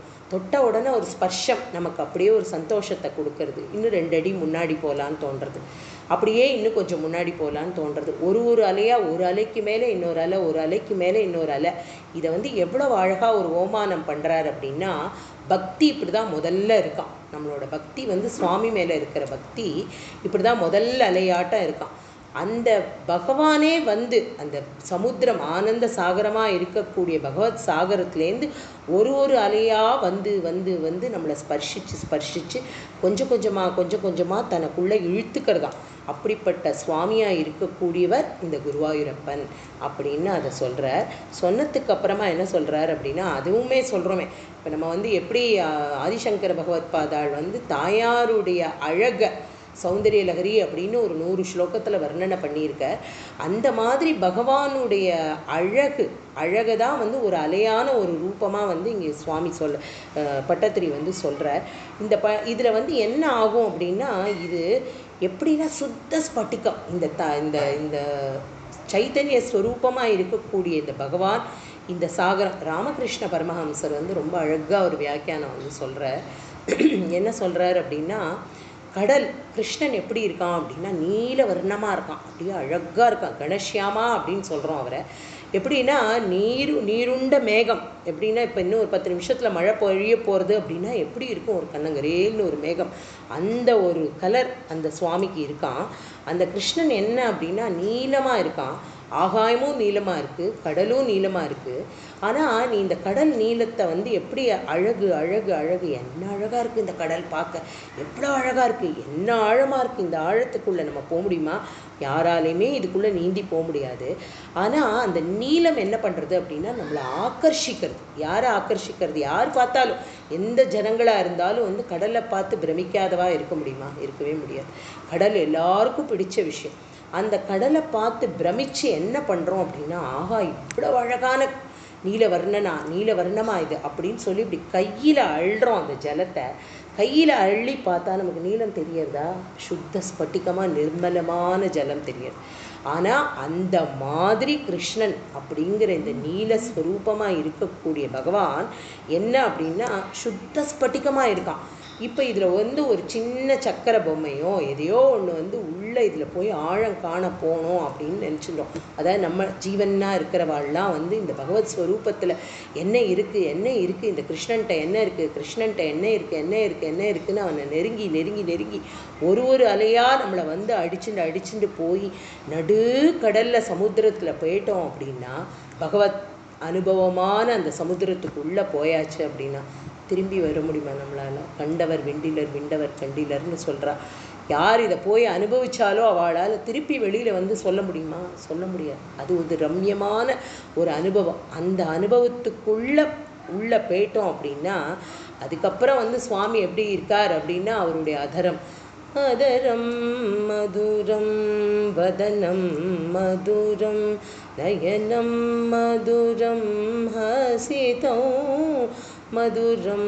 வல்லபாச்சாரியார் வந்து பகவானை வந்து மேலேந்து கீழே வரைக்கும் எல்லாமே மதுரம் அப்படின்ட்டு. அதில் வந்து ஒன்று அவர் நின்னா மதுரம், நடந்தா மதுரம், அழகு, அவருடைய கண்ணு மதுரம், இதழ் மதுரம், எல்லாம் அப்படியே அனுபவிச்சிருக்கார். அப்படி ஒரு அஷ்டகம் பண்ணியிருக்கார், மதுராஷ்டகம். அப்படிப்பட்ட பகவத் ஸ்வரூபமாக இருக்கக்கூடிய இந்த கிருஷ்ணனை பார்த்து பார்த்து பார்த்து அவனே ஒரு அலையாக நம்மள்கிட்ட வரானா. வந்து வந்து வந்து நம்மளை அவன்கிட்ட ஆக்கர்ஷிச்சுட்டு இழுத்துண்டு போகக்கூடிய ஒரு பகவானாக இருக்கான் அப்படின்னு. எப்படி வந்து ஒரு சர்க்கரை பாத்திரத்தை வச்சுருக்கோம், அதில் வந்து ஒரு பூச்சியோ ஒரு எறும்போ வந்து இப்படி விழறது, துள்ளி டேஸ்ட் பண்ணுறது, அப்படியே சுற்றி சுற்றி அதில் ஓடி வரும். கொஞ்ச நாளைக்கு அப்புறம் அப்படியே இச்சுக்கு பிச்சுக்குன்னு அதுலேயே ஒட்டி ஒட்டி ஒட்டி ஒட்டி உள்ளே மூழ்கி தன்னையே மறந்து போயிடும். அது வந்து இறந்து போகாது, மறந்து போயிடும். அதுக்குள்ளேயே அந்த அந்த ரம்யம், அந்த ஸ்வாது அப்படியே டேஸ்ட் பண்ணி அதுலேருந்து அதுக்கு வெளியில் வரத்துக்கே முடியாது. அப்படி கரைஞ்சு போனவா அப்படின்னு நம்ம பார்த்தோம் அப்படின்னா நந்தனாரோட சரித்திரம் எடுத்துக்கலாம். நந்தனாரோட சரித்திரமெல்லாம் அப்படியே உள்ளே போயிட்டார் சுவாமிகிட்ட. திருப்பி வர முடிஞ்சுதா? அதே மாதிரி திருப்பாணாழ்வார் வந்து ஒரு தடவையாவது நான் ரங்கநாதரை பார்க்கணுன்னு ஆசைப்பட்டார். ஒரு தடவை ரங்கநாதரை பார்க்கறதுக்கு உள்ளே போனவர் திரும்பி வரவே இல்லையே, திரும்பி வரவே இல்லை. அவர் வந்து அப்படி ஒவ்வொருத்தரும் நிஷ்கம்பே நித்திய பூர்ணே அப்படிங்கிறார். அதில் வந்து நிர்லீன முக்தாவலி சுபகதமே. இது ரொம்ப அழகான முக்தாவலி அப்படின்னா ஒரு அருமையான வியாக்கியானம் இதுக்கு வந்து சொல்கிறா. இது வந்து ரொம்ப முத்து குவியல்கள் உடைய ஒரு சாகரம் அப்படின்னு நம்ம பகவானோட அன்பான அந்த சாகரம், அந்த சித்ஸ்வரூபமாக இருக்கக்கூடிய சாகரம் அப்படிங்கிறார். அதில் வந்து இந்த முத்துக்கள்லாம் யார் அப்படின்னா இந்த மாதிரியான ஜீவன் முக்தர்கள். யார் பகவான ஐக்கியமானாலோ அந்த மாதிரி ஜீவன் முக்தர்கள். ராதா என்ன பண்ணினா அப்படியே நேராக அப்படியே கரைஞ்சு போயிட்டா துவாரகாதீஷனோட, அப்படியே ஆத்மஸ்வரூபமாக போயிட்டா. சாட்சாத் நம்மளோட துக்காராம் அவர் என்ன ஆனார் அப்படின்னா தன்னோட உடம்போடையே வைகுண்டம் போனார். எப்படி உடம்போட வைகுண்டம் போக முடியும்? ஒரு ஜோதியாக வேணால் வைகுண்டத்துக்கு போகலாம் இல்லையா? உடம்புலேருந்து நம்மளுடைய ஆத்மா வந்து ஒரு ஜோதியாக போக முடியும். ஆனால் இவருக்கு வந்து என்ன அப்படின்னா அவருடைய எல்லாம் தன்னுடைய 11 இந்திரியங்களுமே உருகி உருகி உருகி உருகி அவருடைய உடம்பாக இருக்கக்கூடியதே வந்து ஒரு உருக்கமாக எப்படி போயிடுது அப்படின்னா துக்காராம் மகாராஜுக்கு வந்து அந்த அப்படியே அந்த உருவமே அவருடைய உடம்பு அப்படின்னு ஒன்று கொடுத்துருக்கா இல்லையா, ஒரு ஜீவன். அந்த ஜீவனே வந்து அப்படியே சாட்சாத்காரத்துக்கு போகிறதுக்கு அப்படியே உடம்போட பகவான்கிட்ட போயிருக்கார்.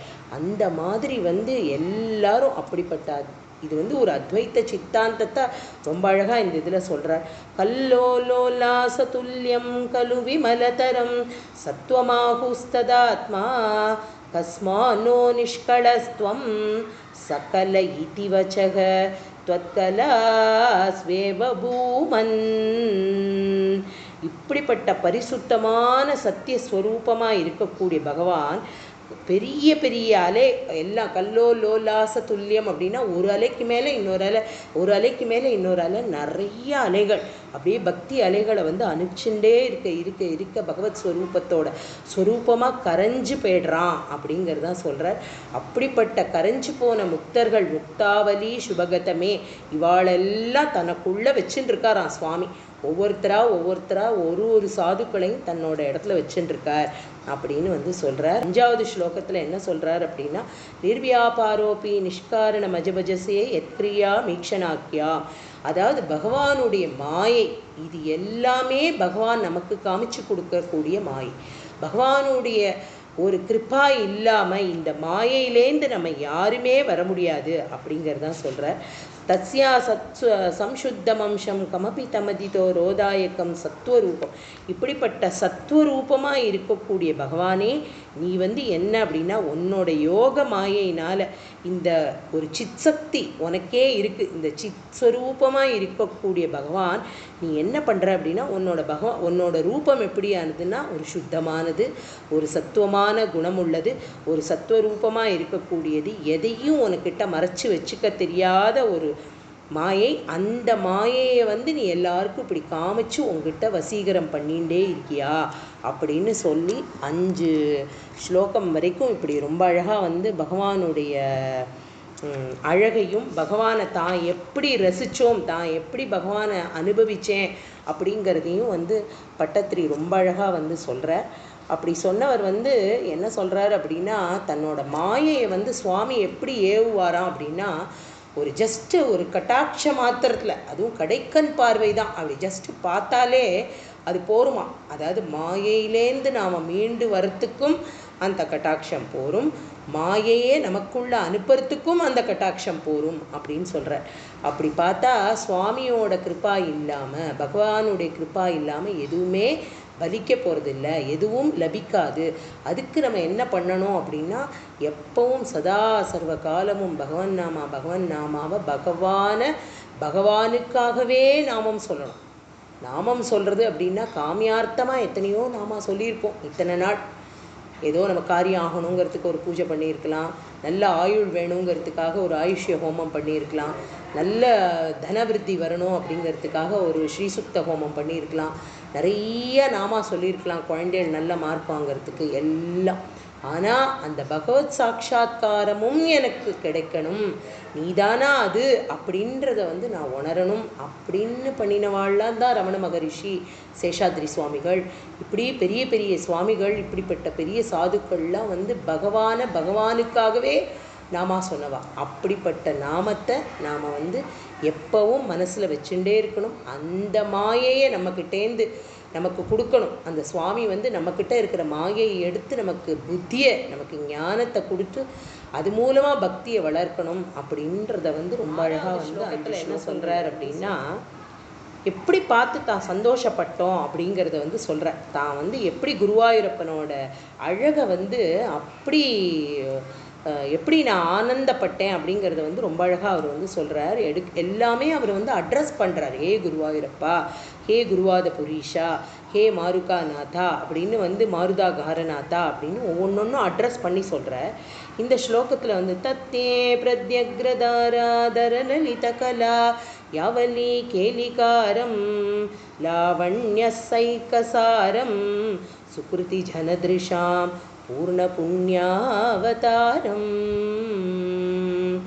பகவானுடைய அழகு அப்படின்றது வந்து எப்படி இருக்குது அப்படின்னா, அந்த காயாம்பூன்னு சொல்கிறா இல்லையா, அதாவது வந்து ராத்திரியில் சந்திரனை பார்த்துட்டு மலரக்கூடிய அல்லி, அந்த அந்த கலரில் இருக்கான் சுவாமி. எப்படி இருக்கார் அப்படின்னா, கண்ணன் வந்து என்ன அழகு அப்படின்னா ஆழிமலை கண்ணான்னு சொல்கிறோம் இல்லையா, அதாவது மழை இப்போ தான் சொன்னேன், கணரூபமாக இருக்கக்கூடிய சித்கணம் அப்படின்னா நெருக்கி, அதாவது அழுத்தமான மேகங்கள் கொண்ட அந்த 2 நிமிஷத்தில் மழை பெய்யணும் அப்படின்னா எப்படி இருக்கும் அந்த மேகம், அந்த ஒரு ரூபம், அந்த ஒரு கலர், அந்த ஒரு வர்ணத்தை வந்து தாங்கின்னு இருக்கிற சுவாமியாக இருக்கான் என்னோட குருவாயூரப்பன். அவனை அப்படி பார்க்குறேன். அந்த சாயங்கால நேரத்தில் சந்திரனோட திருஷ்டி பட்டு மலரக்கூடிய அல்லி மலர், நீலோத்பலம் அப்படின்னு சொல்கிறா, அதுக்கு தான் காயாம்பூ அப்படிங்கிற பூ பேரும் சொல்லுவாள். அந்த ஒரு மலர் போன்ற முகம் உள்ள சுவாமியை நான் வந்து பார்க்குறேன். இது எப்போ பார்க்க முடியறது அப்படின்னா, இந்த அழகுக்கு வந்து யாரோட கண்களுக்கு இது வந்து தெரிய வரும் அப்படின்னா, புண்ணியம் பண்ணினவாளோட கண்களுக்கு மாத்திரமே தெரிய வரும்னு சொல்கிற. யாரெல்லாம் புண்ணியம் பண்ணியிருக்கா அப்படின்னா, பூர்வ ஜென்மத்தில் கொஞ்சமான புண்ணியம் இருந்தாலே ஒழிய இந்த பகவானை பார்க்கறது அப்படிங்கிறது வந்து கிடைக்காத ஒரு விஷயம் அப்படின்னு சொல்கிற. அப்படி சொல்லி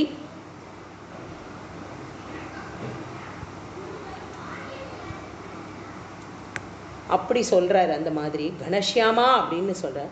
ஆனானப்பட்ட ருக்மிணி தேவியே வந்து எவ்வளவு அழகாக வந்து பகவானை வந்து ஸ்மரிக்கிறா அப்படின்னா, ஸ்ருத்வா குணான் புவனசுந்தரா அப்படின்ட்டா. புவனசுந்தரா அப்படின்னா யார் அப்படின்னா, புவனத்துக்கே, புவனம்னா இந்த லோக்கத்துக்கே வந்து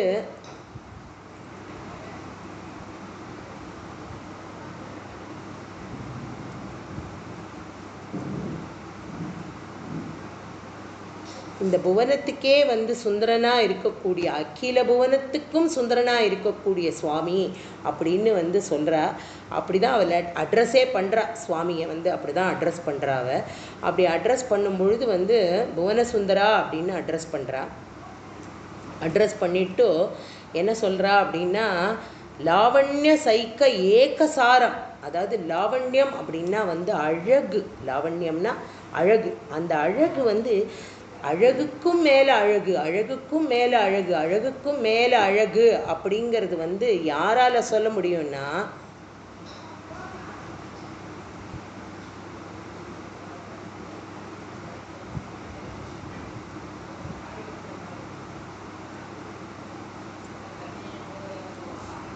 ஒரு சுக்கிருத்தம் இருந்தாலே ஒழிய சுவாமியை பார்க்க முடியாது அப்படிங்கிறத வந்து சொல்கிற. ருக்மிணி வந்து எப்படி ஸ்ருத்வா குணான் புவன சுந்தரான் அப்படின்னு வந்து பாடினா அப்படின்னு நான் சொன்னேன். அப்படிப்பட்ட அழகு, இந்த சைத்தன்யமாக இருக்கக்கூடிய இந்த அழகு எப்படின்னா, மேலே மேலே லாவண்ய சைக்கன ஏகசாரம் அப்படிங்கிறார். இது எல்லாத்துக்கும், இந்த அழகுக்கெல்லாம் அழகாக இருக்கக்கூடிய ஏகசாரமாக இருக்கக்கூடிய சுவாமி அப்படிங்கிறவர் வந்து எப்படி வரார் அப்படின்னா, திவ்யமங்கள ரூபம் எடுத்துண்டு, இதை வந்து அவராக சங்கல்பிச்சு எடுத்துட்ட ஒரு அவதாரம் இல்லையா. அவராக சங்கல்பிச்சுண்டு எடுத்துட்டு இந்த பூலோகத்தில் குருவாயூரப்பனா எழுந்து அருளணும்னு சுவாமி சங்கல்பிச்சுன்றதுனால தான் இப்படிப்பட்ட ஒரு ஸ்வரூபத்தை நம்ம கண்ணால் பார்க்க முடியறது. இந்த ஸ்வரூபத்தை பார்த்ததை வந்து யார் வந்து இவரை விட்டு அகலாமல் இருக்கா அப்படின்னா வந்து, லக்ஷ்மி நிசங்கலீலா நிலையனாமிருதஸ்யந்த சந்தோகமந்தக சிஞ்ச சஞ்சிந்தகானாம் வபுரனு கலையே மாருதாகாரநாத. இந்த இடத்துல வந்து மகாலட்சுமி வந்து பகவானுடைய வக்ஷஸ்தலத்திலேயே பர்மனண்ட்டாக இருக்கா அப்படின்னா, இப்படிப்பட்ட சித்ஸ்வரூபத்தை விட்டு எப்படி போகணும்னு மனசுக்கு தோணும். தாயார் அதனால் என்றைக்கும் பகவானிடத்துலையே அந்த வாசம் பண்ணிகிட்டே இருக்கா அப்படிங்கிறத வந்து சொல்கிறார். அதனால் வந்து இங்கே வந்து என்ன கிடைக்கும் அப்படிப்பட்டன்னா, இப்படிப்பட்ட திவ்யமங்கள விக்கிரகத்தை எல்லா நேரமும் நான் ஸ்மரிச்சுட்டே இருக்கேனே. ஹே குருவாயூரப்பா, உன்னோட அழகை நான் பார்த்து பார்த்து பார்த்து அப்படியே ரமிச்சு போனதை வந்து இந்த ஸ்லோகமாக அதில் சொல்லியிருக்கார் அவர். இதனால் வந்து அவர் வந்து என்ன நினச்சிண்டாராம், இத்தனை நாளைக்கு இப்படி ஒரு அழகா, இப்படி ஒரு சுவாமியா, இப்படி ஒரு சந்தோஷத்தை கொடுக்கக்கூடிய பகவானா அப்படின்னு அவர் நினைச்சுருக்கிறதுக்கு முன்னாடி இந்த வாதம் வந்தபோது அவருக்கு வந்து என்ன தோணித்தான், கஷ்டாதே சிருஷ்டி சேஷ்டா பகுதர பவ கேதாவகா ஜீவபாஜா இத்யேவம் பூர்வமாலோசிதமஜிதமய்யா நைவ மத்யாபி ஜானே.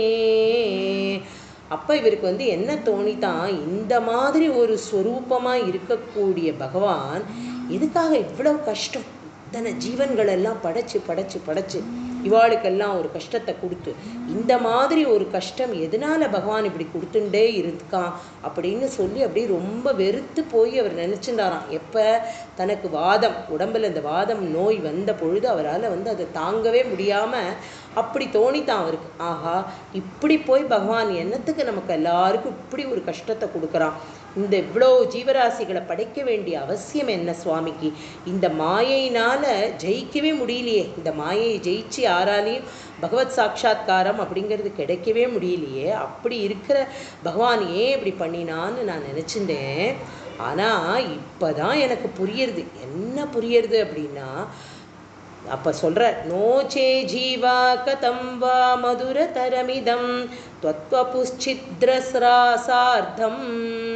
சித்கணமான இந்த சித்ஸ்வரூபமாக இருக்கக்கூடிய இந்த பகவான் நோச்சே ஜீவா அப்படிங்கிற இது வந்து எனக்கு எப்படி தெரியாமல் போயிருந்திருக்குமே. இப்படி பகவான் சாட்சா்கார ஸ்வரூபமாக இருக்கக்கூடிய பகவான் இங்கே இருக்கிற அத்தனை பேருக்காகவும் இறங்கி ஒரு பகவான் வந்து ஒரு குருவாயூரப்பனா ஒரு ரூபத்தை எடுத்துட்டு இங்கே வந்து நமக்கெல்லாம் காட்சி கொடுக்காம இருந்திருந்தால் என்னால் என்ன பண்ணியிருக்க முடியும். நோச்சே ஜீவா கதம் வா மதுர தரமிதம். இது எப்படி இருக்குன்னா அப்படியே ரசம், அப்படி ஒரு சந்தோஷத்தை கொடுக்கக்கூடிய ஒரு ரூபம். சித்திர சிரார்த்தம் அப்படின்னா ரூபம். தொத்வப்பு சித்திர சாதம். நேத்ரை ஸ்ரோத்ரை ச பீத்வா அப்படிங்கிறார். நேத்ரைன்னா இந்த கண்ணாலையும் பார்க்க முடியாமல் போயிருக்குமே, ஸ்ரோத்ரைச்ச காதாலையும் உன்னோட குணங்களை பற்றி என்னால் கேட்க முடியாமல் போயிருக்குமே. இப்படிப்பட்ட பகவத்தில் நம்மளுடைய வியாசர் பகவான் பாகவதத்தில் முதல்ல பாகவதம் ஆரம்பிக்கிறதுக்கு முன்னாடியே ஜனங்களெல்லாம் எப்படி கூப்பிடுறாரு அப்படின்னா, ரசிகா புவி பாவுக்காக அப்படிங்கிறார். இப்படிப்பட்ட பிபத பாகவதம். யாரையும் அப்படியே உட்காருங்கோ கதை கேளுங்கோ அப்படின்னெல்லாம் அவர் மெதுவாக சொல்லலை.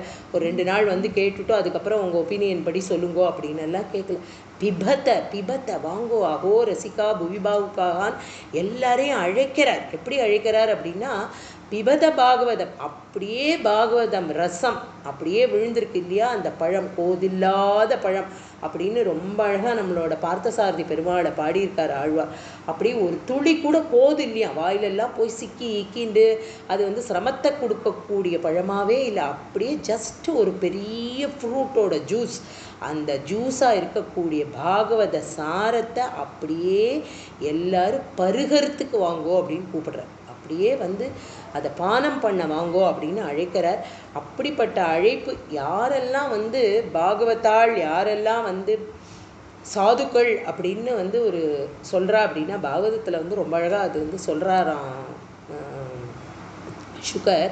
எப்படி கூப்பிடுறார், எப்படி சொல்கிறார் அப்படின்னா, எப்பவுமே பகவன் நாமாவாகவே இருக்கணும். பகவானை சதா சர்வ காலமும் ஸ்ரவணம், கீர்த்தனம், சிந்தனம், இது 3 பண்ணிகிட்டே இருக்கணுங்கிற. எப்படின்னா, பகவானுடைய குணங்களை யார் மூலமாவது கேட்கலாமே. எத்தனையோ நம்மளால் பெரிய பெரியவாள்லாம் பண்ணியிருக்கிற, அண்ணா ஸ்ரீ அண்ணா பண்ணியிருக்கிறது, குருஜி பண்ணியிருக்கிறது, இவர் அனந்தராம தீட்சிதர் பண்ணியிருக்கிற நம்ம நாராயணியம், இத்தனையும் எத்தனை பேர் எத்தனை பிரவச்சனம் பண்ணியிருக்கா. கடல் மாதிரி பகவானை பற்றி சொல்லிகிட்டே இருக்கா. அதெல்லாம் ஸ்ரவணம் பண்ணணும். ஸ்ரவணம் பண்ணுறதுக்கு நமக்கு நேரம் இல்லையா, பகவானுடைய ஸ்லோகங்களை எல்லாம் கீர்த்தனம் பண்ணணும். கீர்த்தனம்னா யாரோ ஒருத்தருக்காகவோ யாருக்காகவோ பண்ணுறோன்னு இல்லை, சாக்ஷாத் பகவானுக்காகவே நாம் போய் இருந்து கீர்த்தனம் பண்ணணும். சுவாமிக்கு முன்னாடி உட்காந்து பகவத் குணங்களை பாடணும், பகவானை பற்றி நினைக்கணும். சிந்தனம் சதா சர்வ காலமும் இது. இந்த ஸ்ரவணமும் கீர்த்தனமும் பண்ணுறதுக்கான பாக்கியத்தை கொடுத்ததே நீதான்ப்பா அப்படிங்கிற ஒரு சரணாகதத்துவமாக இருக்கக்கூடிய சிந்தனம், அதுதான் ரொம்ப முக்கியம். ஏன்னா இந்த கொஞ்சமாக நம்ம இந்த வளர்ந்து வர காலம்னு சொல்லுவோம் இல்லையா, குழந்தைலாம் படித்து ஒரு மாதிரி ஒரு 80 மார்க்ஸ் வாங்கிட்டா அப்படின்னா உடனே நமக்கு அப்படியே ரொம்ப சந்தோஷமாக ஆகிடும். அப்படியே தாயார் தகப்பனாருக்கு லோகத்தில் நம்ம குழந்தை மாதிரி இல்லை அப்படின்ற ஒரு மனசு வந்துடும். குழந்தைய ஆனாலும் என்ன பண்ணுவா அப்படின்னா சொல்ல மாட்டா. குழந்தைகிட்ட 99 மார்க்ஸ் நீ வாங்கியிருக்கடா அப்படின்னு தட்டி கொடுத்து விட்டுட்டோன்னு வச்சுக்கோங்க ஒரு நிமிஷம். அது என்ன ஆகிடும் அப்படின்னா, ஒரு கர்வம் வந்துடும் நமக்கு. ஆஹா, நம்ம தான் எல்லாம் பண்ணிட்டோம் அப்படின்ற அந்த கர்வம், அந்த துளி கூட வரக்கூடாதான். எல்லாமே பகவத் ஸ்வரூபம், எல்லாமே பகவான் நாமா, எல்லாமே பகவானுடைய கிருப்பா இல்லாமல் கடை தேர முடியாது. அப்படிப்பட்ட எண்ணம் ஸ்ரவணம், கீர்த்தனம், சிந்தனம், இது 3 எனக்கு கிடைச்சிருக்கே. நேத்ரை ஸ்ரோத்ரைச்ச பீத்வா, அதை தான் சொல்கிறார் இந்த இடத்துல. பாகவதத்துலேருந்து எடுத்திருக்கார் அந்த இதை. நேத்ரை ஸ்ரோத்ரைச்ச பீத்வா, அது அப்படியே பருகக்கூடிய பரமரசமாக இருக்கக்கூடிய சுதாம் போதே பூரே ரமேரன், அதில் அப்படியே ஒன்றி போயிட்டேனேப்பா. இப்போ நான் இத்தனை நாள் முன்னாடி நான் நினச்சின்றேனே, இப்படிப்பட்ட கஷ்டத்தை எல்லாருக்கும் ஜீவராசிக்கெல்லாம் கொடுத்துருக்கேன்னு வருத்தப்பட்டேனே, இப்போ வருத்தப்படுறேன். அப்படிப்பட்ட கஷ்டத்தை நீ கொடுத்ததா நான் நினச்சிருக்கவே கூடாது. ஏன்னா இன்னைக்கு இப்படிப்பட்ட ஒரு சாட்சாத்காரத்தை பகவத் ஸ்வரூபமாக நீ கொடுத்துருக்க அப்படின்னா அதை நான் இப்போ ரசிக்கிறேன் அப்படின்னு சொல்கிறார். அதுக்கப்புறமா 8வது ஸ்லோகத்தில் சொல்கிறார், நம்ராணாம் சந்நிதத்தே சததமபி புரஸ்தைரபியர்த்திதானபி அர்த்தான் காமானஜஸ்ரம் விதரதி பரமானந்த சாந்திராம் கதிஞ்ச. இந்த சுவாமி எப்படி இருக்கார் அப்படின்னா, பார்க்குறதுக்கே குட்டி குழந்தை. கையில் என்ன வச்சுட்டுருக்கார் அப்படின்னா கைவல்யமாக இருக்கக்கூடிய மோட்சம் அப்படிங்கிற ஒரு நவநீதம்னா வெண்ணெய் அப்படி கையில் வச்சுட்டுருக்க. குட்டி குழந்தைகள்லாம் நீங்கள் பார்த்தேள் அப்படின்னா என்ன பண்ணும் அப்படின்னா, ஏதாவது கையில் வச்சுட்டுருக்கோம், எனக்கு தாயே அப்படின்னு கேட்டால் என்ன பண்ணுவோம், உடனே டக்குன்னு கொடுத்துரும். யோசிக்காது. முதல்ல அப்படி நம்ம முகத்தை பார்க்கும், அதுக்கப்புறமா ஒரு நிமிஷமாவது நம்ம கையில் அதை கொடுத்துட்டு அப்புறம் திருப்பி வாங்கிக்குமா இருக்கும். ஆனால் முதல்ல எடுத்த உடனே அது நம்ம கையில் கொடுக்கும். ஏன் அப்படி கொடுக்குறதுனா அது பெரியவாள் ஆனால் தான் அதை பற்றி யோசிப்போம். நம்ம இவாளுக்கு கொடுக்கலாமா வேண்டாமா, நமக்கே கொஞ்சம் வச்சுன்னு கொஞ்சம் கொடுக்கலாமா, நிறையா எல்லாத்தையும் கொடுத்துட்டா நமக்கு கிடைக்காம போயிடுமா அப்படிங்கிற இந்த விசாரமெல்லாம் எப்போ வருது அப்படின்னா வயசு ஏற ஏற தான்.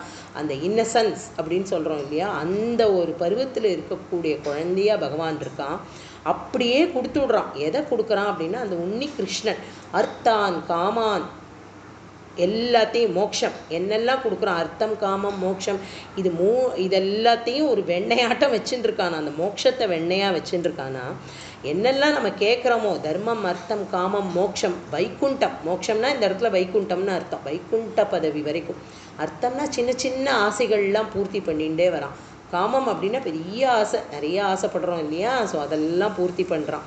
அதுக்கப்புறமா இப்படியே அதுலேயே நமக்கு நம்ம தர்மம் நிலைக்கணுங்கிறதையும் காப்பாற்றுறான். ஒன்னொன்னையும் சுவாமி நமக்கு கொடுத்துட்டே இருக்கான். அப்படிப்பட்டவன் எப்படி இருக்கான் அப்படின்னா, இத்தம் நிஷேஷலப்யோ நிரவதிக ஃபலக பாரிஜாத்தோ ஹரே துவம். இந்த குருவாயூரப்பன் யாரு அப்படின்னா ஒரு கல்பக விருட்சம் அப்படின்னு சொல்கிற. இதுக்கு கீழே நின்று நீ என்ன கேட்டாலும் அவன் கொடுப்பான் அப்படிங்கிறதுக்கு பதில் அப்படி சொல்லலை அவர். எப்படி சொல்கிறார் அப்படின்னா, பாரிஜாத்த விருட்சம் எங்கே இருக்குன்னா, எங்கே அப்படின்னா சக்கரவாட்டி சுத்ரம் தம் சக்கரவாட்டி. சக்கரவாட்டின்னா இந்திரனோட தோட்டம். இந்திரலோகத்தில் தான் இந்த பாரிஜாத மரம் இருக்குது. இந்த கற்பக விருட்சம் என்ன பண்ணும் அப்படின்னா, கேட்டதெல்லாம் அள்ளி அள்ளி கொடுத்துட்டே இருக்கும். இந்த கற்பக விருட்சம் என்ன கேட்டாலும் அவளுக்கு அது கொடுக்கும், அதை பிராப்தி பண்ணும், அவளுக்கு கொடுக்கும் அதை. அப்படிப்பட்ட கற்பக விருட்சமாக இருக்கக்கூடிய பகவான் இவன் என்ன பண்ணுறான் அப்படின்னா, என்னெல்லாம் நீ கேட்குறையோ அது நீ என்ன கேட்குறையோ என்ன கேட்கலையோ அனப்பியர்த்திதானபி அப்பியர்த்திதானபி அப்படிங்கிற. பர்த்திதான் அப்பியர்த்திதான் அப்படின்னா நீ கேட்காததையும் சேர்த்து அப்படிங்கிறார். நீ பிரார்த்தனையே பண்ண வேண்டாம்ப்பா, நீ பிரார்த்தனையே அவசியம் இல்லை. பிரார்த்தனையே நீ பண்ணாமல் இருந்தாலுமே உனக்கு இதை எல்லாத்தையும் கொடுக்கக்கூடிய ஒரு ஸ்வரூபமாக இந்த பகவான் இருக்கார். இத்தம் நிஷேஷலப்யோ நிரவதிக பலக பாரிஜாத்தோ ஹரே அப்படின்னு குருவாயூரப்பனை சொல்கிறார். துவம் நீங்கள் சுத்ரம் தம் சக்கரவாட்டி. எங்கே சக்கரவாட்டின்னா இதில் இருக்கக்கூடிய இந்திரனோட தோட்டமாக இருக்கக்கூடியது. அங்கே என்ன கிடைக்கும் அப்படின்னா சக்கலமும் நமக்கு வேண்டப்பட்ட அளவுக்கு பகவான் எல்லாத்தையும் கொடுப்பார். அந்த இடத்துல இந்திரலோகத்துக்கு போயாச்சு அப்படின்னா நீ கேட்டதெல்லாம் கிடைக்க போகிறது. அப்படிப்பட்ட இந்திரலோகத்தில் கிடைக்கக்கூடிய அந்த சுவை, அச்சுவை பெரிதனும் வேண்டேன் அரங்கன்மா நகருநானே அப்படின்னு பாடுறார் ஆழ்வா. இச்சுவை தவிர இந்திரலோகம் ஆனும். அப்படிப்பட்ட இந்திரலோகத்தில் கிடைக்கக்கூடிய அந்த சுவை எனக்கு அவசியம் இல்லை, எனக்கு தேவையில்லை அந்த சுவை. நான் பகவானை இந்திரலோகத்தில் கிடைக்கக்கூடிய அந்த பாரிஜாத்தத்துக்கு போல இப்போ என் கையில் இருக்கிறது யார் அப்படின்னா இந்த பகவான். இதோ இங்கே இருக்காரே எனக்கு முன்னாடி இருக்கக்கூடிய இந்த குருவாயூரப்பன் எதை கேட்டாலும் அள்ளி தரக்கூடியவனாக இருக்கான். அதனால் இந்த இந்திரலோகத்தில் நமக்கு பகவான் இதில் யாரெல்லாம் அப்படின்னா கூட்டமாக தரிசனம் பண்ணுறதுக்கு, சுவாமியை பார்க்குறதுக்கு அத்தனை பேரும் வரா அப்படின்றத சொல்கிறார். அப்படிப்பட்ட நமஸ்காரம், பாரிஜாத்தத்தை நமஸ்காரம் பண்ணின மாத்திரத்தில் இந்திரலோகத்தில் கிடைக்கிறது. நீ இங்கே பிரார்த்தனையே பண்ணாமல் உனக்கு தரக்கூடிய ஒரு பாக்கியமாக இருக்கக்கூடிய சுவாமியாக இருக்கார் குருவாயூரப்பன் அப்படின்னு சொல்கிறார். அது எதனால் அப்படின்னா பகவானுடைய காருண்யம். அதை தான் அடுத்த ஸ்லோகத்தில் சொல்கிறார். 9வது ஸ்லோகத்தில் என்ன சொல்கிறார் அப்படின்னா, இது பகவானுடைய காருண்யம், அவனுடைய கருணை. இந்த கருணையினால் அவன் என்ன தரான் அப்படின்னா தன்னோட ஆத்மாவையே கொடுத்து விடுறான். சுவாமி தன்னையே கொடுத்து விடுறான் அப்படின்னு சொல்கிறார். தன்னையே அர்ப்பணம் பண்ணுறான், தன்னோட ஆத்மாவையே கொடுக்குறான். அந்த கருணையை புரிஞ்சிக்காம ஜனங்கள்லாம் என்ன பண்ணுறா அப்படின்னா, காருண்யாத் காமமன்யம் தததி கலு பரே ஸ்வாத்ம தத்துவம் விசேஷாத் ஐஸ்வர்யாதீஷதேன்யே ஜகதி பரஜனே ஸ்வாத்மனோபீஸ்வரஸ்த்வம். ஜனங்கள்லாம் என்ன பண்ணுறா அப்படின்னா வந்து வேறு வேறு தெய்வங்கள்னு சொல்கிறார் இந்த இடத்துல. அப்படி அர்த்தம் இல்லை. என்ன அர்த்தம் அப்படின்னா அர்த்தம் சரியாக பண்ணிக்கணும். அதை வந்து தெய்வங்கள்லாம் என்ன பண்ணுறது அப்படின்னா நம்ம காமியார்த்தமாக என்ன தெய்வத்துக்கிட்ட முறையிடுறோமோ அந்த தெய்வம் அதை நமக்கு கண்டிப்பாக கொடுக்கும். அதே சமயத்தில் நம்ம வந்து துஷ்டனாக இருந்தோம் அப்படின்னா நம்மளை நிகிரகமும் பண்ணுமா. அந்த சுவாமி நம்மளை அழிச்சிடும் அப்படிங்கிறதையும் சொல்கிறான்.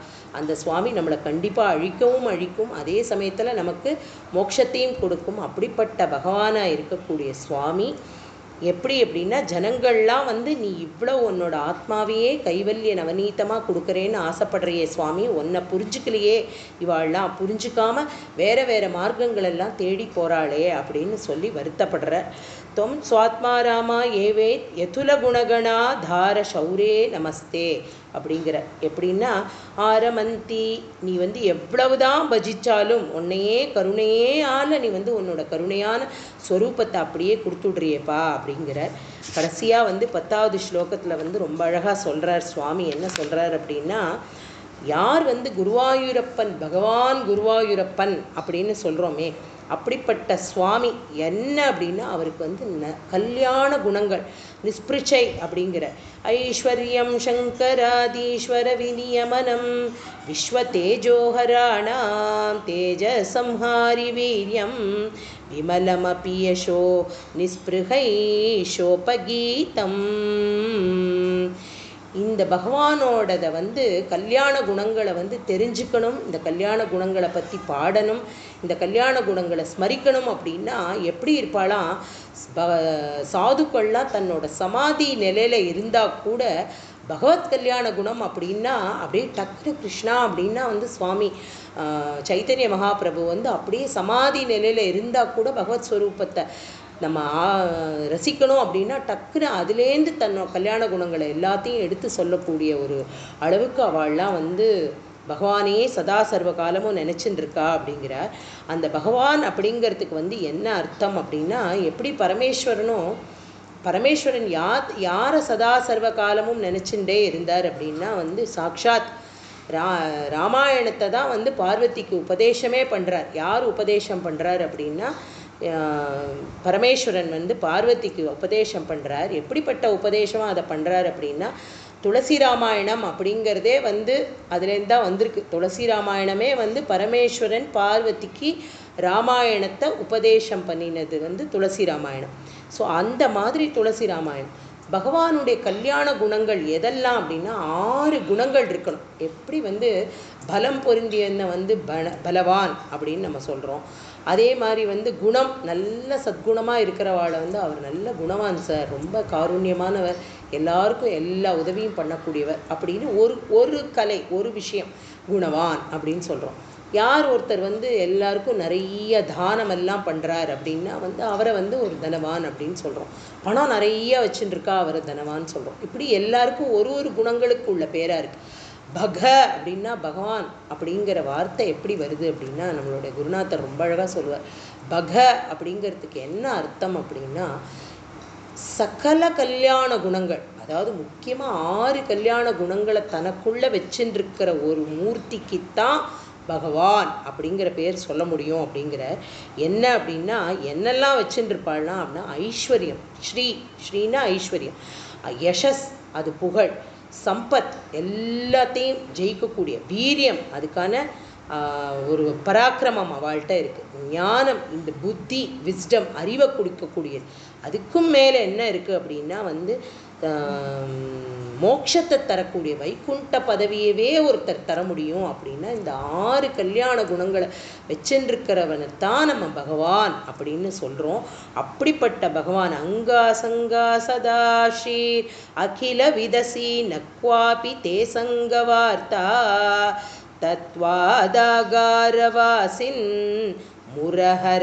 முரகன் அப்படின்னு முரன்னு உள்ள ஒரு அசுரனை வதம் பண்ணினியே குருவாயூரப்பா. அப்படிப்பட்ட குருவாயூரப்பனான நீ இந்த 6 கல்யாண குணங்களையும் வச்சின்றதுனால உனக்கு வந்து பகவான் அப்படிங்கிற ஒரு பெயர் கிடைச்சிதா.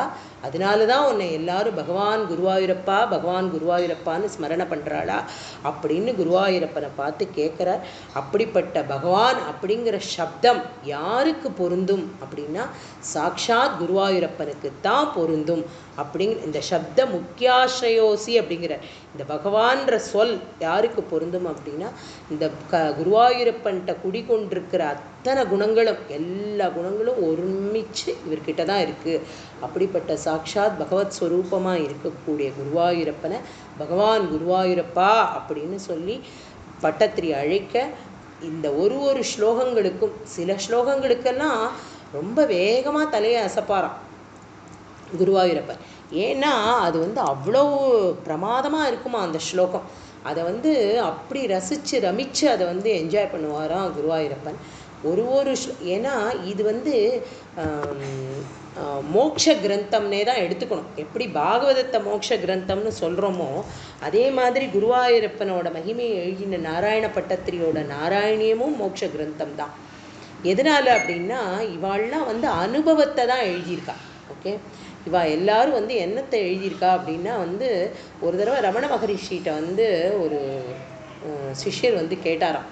என்ன அப்படின்னா ஒவ்வொருத்தரும் வந்து இந்த மாதிரி நிறைய பாடல்கள் எழுதியிருக்காளே, நிறைய ஸ்லோகங்கள் பண்ணியிருக்காளே, அவளை பற்றி அழகெல்லாம் வந்து வர்ணனை பண்ணியிருக்காளே, பகவத் சாட்சா்காரத்தை பற்றி எழுதியிருக்காளே அப்படின்னு ரமணர்கிட்ட கேட்டுட்டு அந்த சிஷ்யர் வந்து கேட்குறாராம், சுவாமி நீங்கள் வந்து ஆத்ம விசாரம் பண்ணு, உனக்குள்ள நான் யார் அப்படிங்கிறத பற்றி தெரிஞ்சுக்கோ அப்படின்னு சொல்கிறேளே, இவாள்லாம் இப்படி எழுதியிருக்காளே அப்படின்றதுக்கு வந்து பகவான் ரமணர் வந்து ரொம்ப அழகாக ஒரு பதில் வந்து அதுக்கு வந்து சொல்கிறார். அவள் எதையும் வந்து அவள் வந்து தானாக இதை வந்து எழுதலை, தானாக வந்து ஒருத்தர் வந்து எழுதலை. இவள் எழுதியிருக்கிற பாடல்களாகட்டும், தியாகராஜ சுவாமி அவ்வளோ